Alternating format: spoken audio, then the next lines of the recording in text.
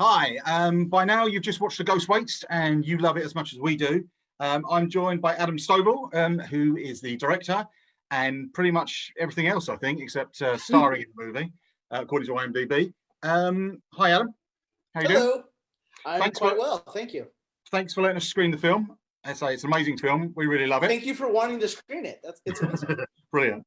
I was reading it goes right back to 2015, when you first started making this film. Yes, the Writing. very end of 2015 is when I kind of had the idea and started.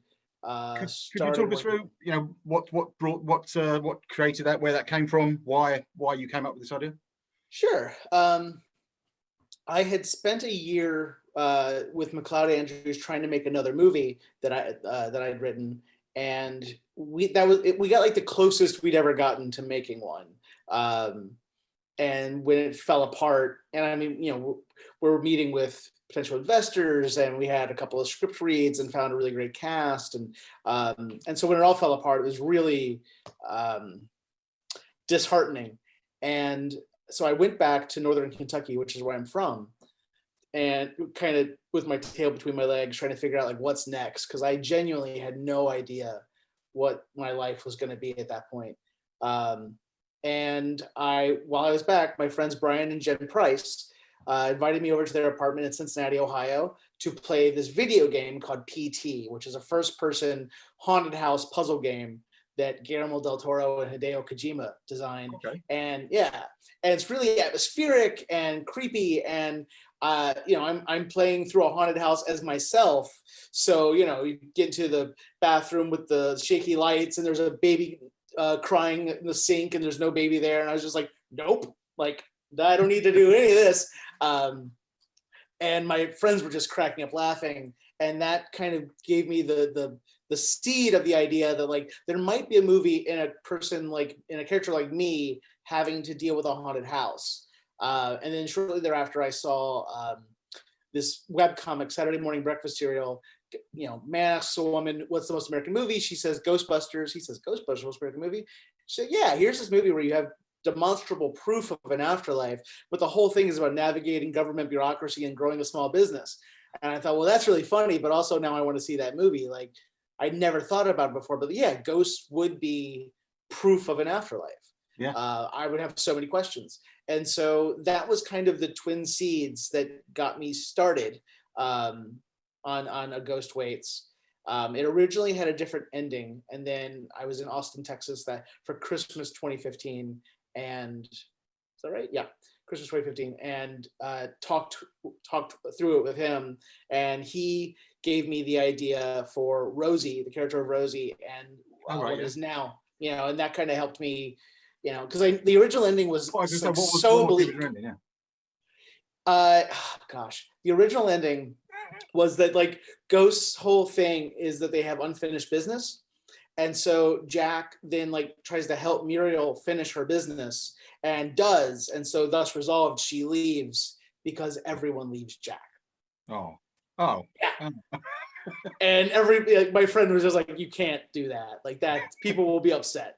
So like the idea of Rosie giving like as Matt said, an all about Eve dynamic, that kind of opened up like, oh, the ending could be much more hopeful and romantic.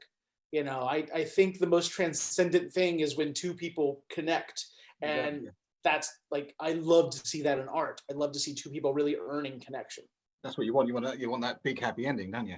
Well, happy-ish. I love the ending, and it didn't even occur to me until afterwards, when I think I saw some of the comments after Fright Fest, that the endings, some people took it as like a little bit controversial with obviously the same man. I had no idea. I never thought. I am not a controversial person. No. I am not a provocateur. Like, I really thought I'd written this like really kind of beautiful ending, and then what I've learned. And it's one of the really interesting things about making a movie. And really, I mean, I'm sure it's the same with publishing a novel or recording an album. Is once an audience has it, it's no longer entirely yours.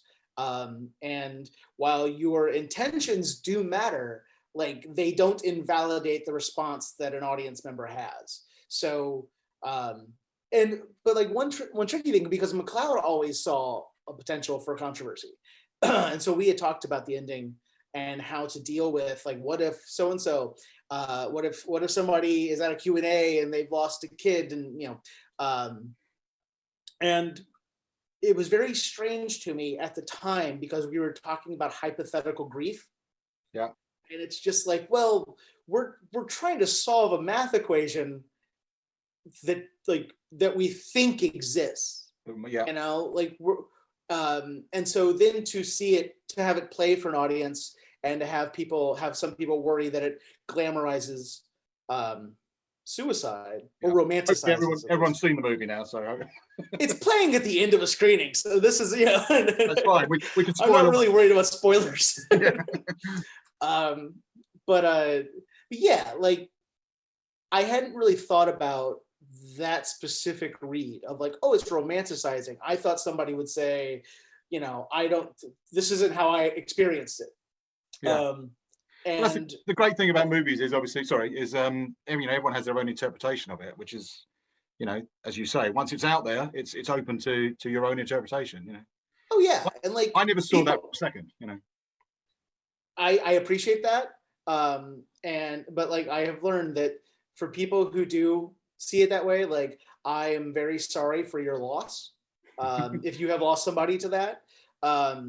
But we made this movie for a very small amount of money, and one of the benefits, one of the very few benefits of making a movie for no money, is that you don't have to worry about the quadrants. You don't have to worry about hitting a very large audience. You can actually fixate on a small one. There's this musical called Title of Show, and a song in it, 9 People's Favorite Thing. I'd rather be 9 people's favorite thing than 100 people's 9th favorite thing. I feel like A Ghost Waits is for the people like myself who struggle with depression, anxiety, and suicidal ideation. If you don't struggle with those things, congratulations. I'm sure you have a struggle all of your own, but like, we get very little truly empathizing art for us. And even in the case of depression, while it's a pretty common subject for art, it tends to be manic depression, bipolar disorder, the more dramatic ones. Whereas to me, depression is just wallpaper. And it's something that I try to not let you know how bad I'm struggling, because Amy Simon said it really well. The thing about anxiety is that if you tell somebody about your anxiety, you then have anxiety that you're contributing to theirs. Yeah. So yeah, it's a small movie for a few people. And I'm not too worried about, like I said, I don't want to diminish anyone's pain. It is an acknowledgement of a different kind of pain. Yeah, gotcha. Well, hopefully it won't be that smaller audience. I'm hoping it's going to get out there, and a lot more people are going to see the film. You mentioned McLeod, and he is amazing in this film. He's brilliant in this film. Yeah. He co-wrote with you, or is that just he's improvising? Is that? No, he co-wrote. It was a little later in the process. So I wrote the script. Like I said, my friend Matt helped me with a couple of the elements, but I mostly wrote it on my own. And I was writing this thing by the seat of my pants. Like, I had the idea, we had money like 2 months later.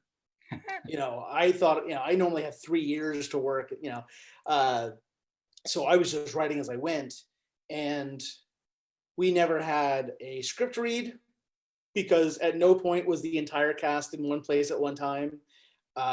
We did no prep on this movie. We never even had a shot list. We were finding it as we went. But McLeod flew into Northern Kentucky, I think like a week early.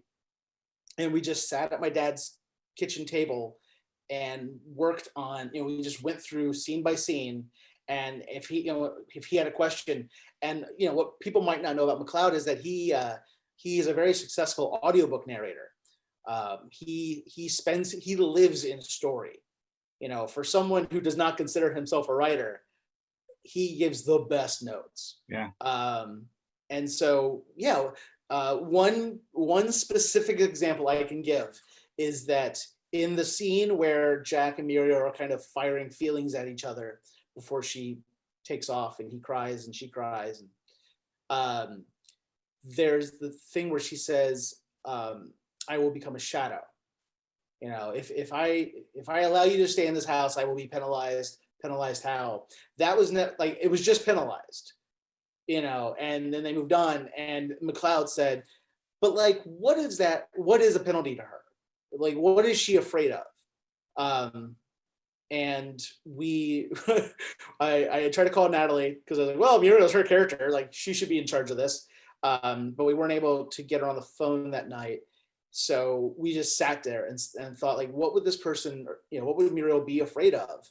And, you know, when we thought about, and it used to be included in the movie, the whole story of how she died, that she was poisoned by her husband and this woman that he'd come to love. And it was very Victorian literature. And yeah, it was just the idea that she had so much of her life taken from her that what she would truly be afraid of is to have herself taken from her. And so that's where the shadow thing came from. So, you know, McLeod improvised the toilet scene that everyone loves, but he also like genuinely helped with paying off a lot of the story. And then when we had to go back and do pickups to kind of fix the first act, the first 33 minutes, it was McLeod and me in that house. It was just the two of us. We couldn't bring anybody else back because we didn't have money. And so, yeah, like we were in the car one day and I was like, dude, do you want a screenplay credit? Because like, you've earned this. He holds that, you know, he holds your attention for all those scenes when he's just on his own, and he's great. Very good. The other thing I've only recently read, which I didn't realize when I first watched it, is the black and white. That wasn't your original intention to film in black and white. No, I early on, I was on a location scout with my UPM, and I told her that I was thinking about making the movie in black and white. And she said, no, absolutely not, because that is a horrible idea commercially. And so we shot in color, and we had planned to have it in color. And, you know, there was an idea of how we were going to address the ghost, like what the VFX were going to be. And then when we did pickups, so in principal photography, Mike Potter shot the movie, very talented cinematographer out of Cincinnati, Ohio. He has a Blackmagic Ursa Mini, which is a 4K camera. I had a Blackmagic Pocket Cinema, which is digital 16. He was using both. And then when we came back for reshoots, I was shooting it. Well, Mike had a few lights to use. We only use natural lights outside of one shot that we just couldn't have any natural light in. Because we have a visual effect. But like mostly natural lights, two different people shooting, like it didn't quite it wasn't visually cohesive like I wanted it to be. And so at one point, and I was driving myself crazy in color correction trying to make it so. And then one day McLeod was just like, hey man, have you thought about making it in black and white? I was like, oh, I have. And I dropped an LUT on it, a black and white LUT, and which is just like a color correction algorithm. And dropped it on there, and it felt right. Yeah, you know, thematically, tonally, it really worked. Yeah. And so it's a black and white movie now. Yeah. Brilliant. The next thing I love about the film is Yellow Cotton Dress. That is just such a great song. You know, I think I've obviously mentioned a couple of times on Twitter that just pops into my head regularly. I'm constantly humming that song. It's a great song. Is that why that song? Any particular reason why that song, other than it's great?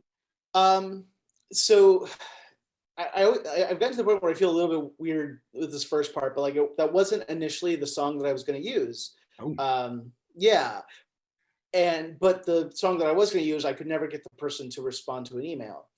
And then finally we had, because originally he didn't perform the song in the movie. It just played. Oh, right. That's the pickup, is it? Yeah. And once we realized, because him singing was a crucial part, obviously, you know, it's what kind of draws her in. Originally, it was more like he was just making up his own songs as he went, and because that's the thing that I do. And then we realized, like, okay, this is not working for people. Like, we keep getting notes about this that people don't understand what he's doing. So, like, let's readdress this. And Wussy, the band who does Yellow Cotton Dress, I've known them forever. I've known them since they started as a band. I used to be in a comedy group in Cincinnati, and I gave them one of their first gigs. So we've had a really good friendship. And so one night I just messaged Mark Messerly and said, hey man, can we use Yellow Cotton Dress in the movie? And he's like, I think so, but let me check with Chuck and Lisa real quick. And then he got back like 20 minutes later. Like, Yeah. yep, you're good. You're good. And then we went and bought McLeod a guitar at a pawn shop, and he spent the rest of the week learning to play Yellow Cotton Dress. Could he play the guitar before? Yes. So Yeah. He's completely self-taught, but yes, he could. Yeah, brilliant. COVID has obviously had a big effect on film festivals this year, and really knocked it, certainly in the UK, has knocked most of them into touch. You were lucky enough to have Ghost Waits play a number of festivals, and I think you still played a few out in the US, isn't it? Live, I mean. What's it like watching it with an audience? Is it emotional? Is it brilliant? Is it exactly what you thought it would be? None of this is exactly as I thought it would be. I mean, yes, it's all exactly as I envisioned it. So I got to watch it. The world premiere was at Fright Fest Glasgow, which was the penultimate festival to happen before COVID shut everything down. And so and we sold that room out. So it was 400 people. And yeah, it was one of the most amazing experiences of my life, because when you make something so small and weird and personal, you really don't know if anybody's going to like it. You hope so. I mean, you are like trying to make things kind of accessible and pleasant. But like I said, I'm not a provocateur. But yeah, like there's nothing that really prepares you for the reality of 400 strangers laughing at your jokes, crying at your, catharsis, and then applauding when it's done. Yeah. That was just mind blowing. And to get to meet a bunch of filmmakers that I've long respected and get to feel like I have a place in this world. There's really nothing like it. And then what was interesting is we kept working on it. After that, we kept kind of tweaking the sound mix. We made Mitch Bain kind of joined the team and started throwing in some original music for the score, so that half of it is now Margaret Darling and half of it is Mitch. But like we kept doing this, and so a couple weeks ago we screened it at Screamfest LA, and it was a drive-in. We're all in our cars, and it starts up, and we were done. Like. We finished this, and we had to make a DCP. So it's like, well, we're not paying this money again. So, let's make sure that we're finished. And suddenly it was no longer a project. It was a movie. Like, complete. There's like, oh, I made a movie. Like, holy shit. Okay. And it must be nice to keep winning these awards, like the Total Film Award. I think. Yeah, that was. Yeah, it's brilliant, The Total Film Awards were a complete surprise because, to my knowledge, there were no Fright Fest Awards. No. So I woke up at 6 a.m. to go to the bathroom, happened to check my phone, like, wait, what?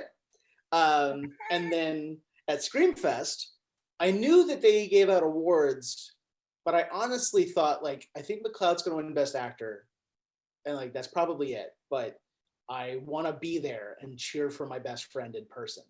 And so, like, I'm parked right up front. He's in the back. They say Best Actor, McLeod Andrews at Ghost Waits. I'm like grabbing my mask before I even get out of the car, just yes. And he gets up and we're dancing, and then he gives a little speech, and then he gets some of the speech and comes back, and we're dancing again, and we're having so much fun that I don't hear what they say.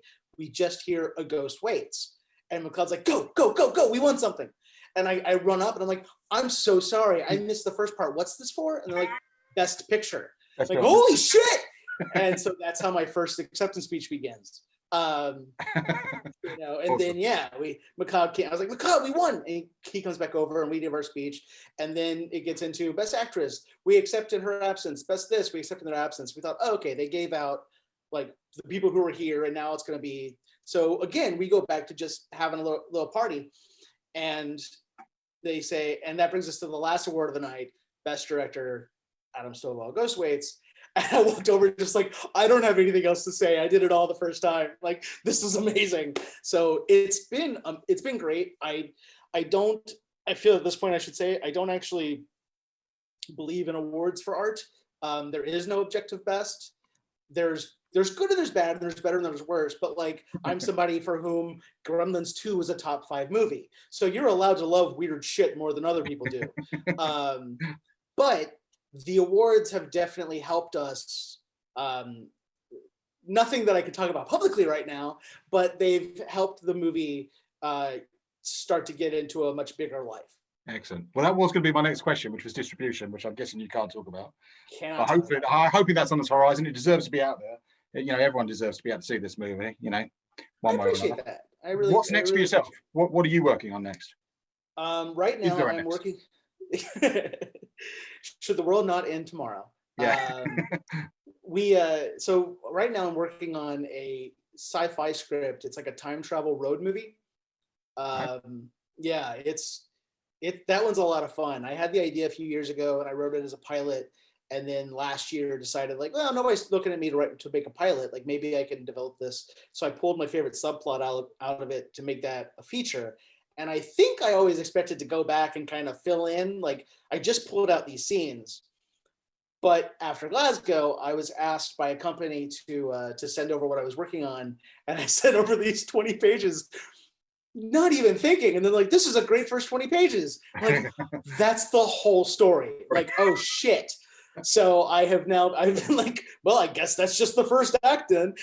So I've been working on that, and it's a lot of fun. It's easily the hardest I've ever worked on a script, but it's shaping up pretty well. So hopefully that's the next thing. Brilliant. Well, that's really good news. Adam, thank you again. Thanks for letting us screen the movie. As I say, we love it. I'm hoping everyone who just watched it loved it. It's really interesting talking to you. It's fine if you didn't. Thanks for being here. But thank you guys. You know, movies like this, movies that are this small and whatever, like, you know, we really depend on festivals and you all to kind of help us get out into the world and, you know, to have any sort of life and any sort of legs and any sort of word of mouth. So I really appreciate you guys reaching out and wanting to show it and sharing it with people. Brilliant. Thank you. Thank you.